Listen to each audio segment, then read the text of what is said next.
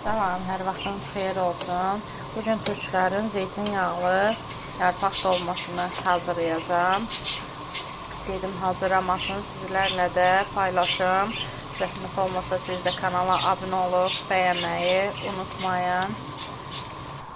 Demək, bir xörək qaşığı şirin biber, bir çay qaşığı sarı kök, bir çay qaşığı qırmızı istiot, bir çay qaşığı duzdur, bir çay qaşığı qara istiot, bir çay qaşığı da sumaqdır. Prosto sumağın yarısını istiot örtüb deyə az görünür.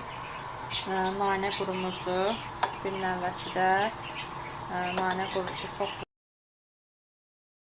İnanın Allaha, həqiqətən yəni göründüyü kimi dadı da çox qəşəngdir. Yəni hələ bükməmişəm də, indi söndürdüm altına. Video əlimdə idi, dayandı.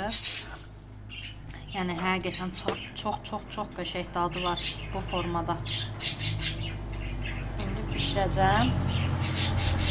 Lap bişmə formasında da dadını sizə deyəcəm. Həqiqətən çox qəşəngdir. İndi bu soyana kimi mən qablarımı yuyum. Ondan sonra da yarpağı gətirim. Yarpağı da mən yuyuram 2 dəfə. Ondan sonra yəni qaynar suda isladıram. Yumuşaq olsun deyə. Yarpaq da qaynadıram. Yarpağımızı da baçıqdan çıxartdım. 3 dəfə təxmini yudum. Duzlu yarpaq eləyirik biz. Əllərinə sağlıq olsun anamın. Anam qoyur. Öz həyatımızın yarpağıdır.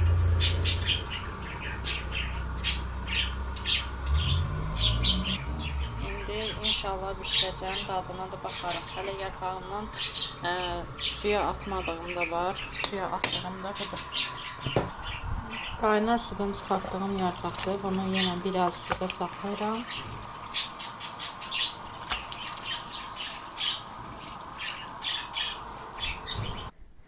Bükməyə başlayıram. Zeytinyağlı yarpaq sarması deyim də türklər kimi. Zeytinyağlı yapraq sarmamızı bükdüm, hazırdır. Yəni istəyərdim hamısı belə xırda alınsın. Amma ki, yəni yarpağı çox böyük idi. 2-də böldüm, amma ki, yenə də yəni çox böyük alındı. Əsas odur ki, görək dadı necə olacaq. Yəni ilk dəfədir qeyd edeyim, bişirdiyim. Görək, yaxşı olar inşallah. İndi bir stəkanın ortasında su tökəcəm. Çox tökmürəm ki, yəni özünün suyu da çıxar da birdən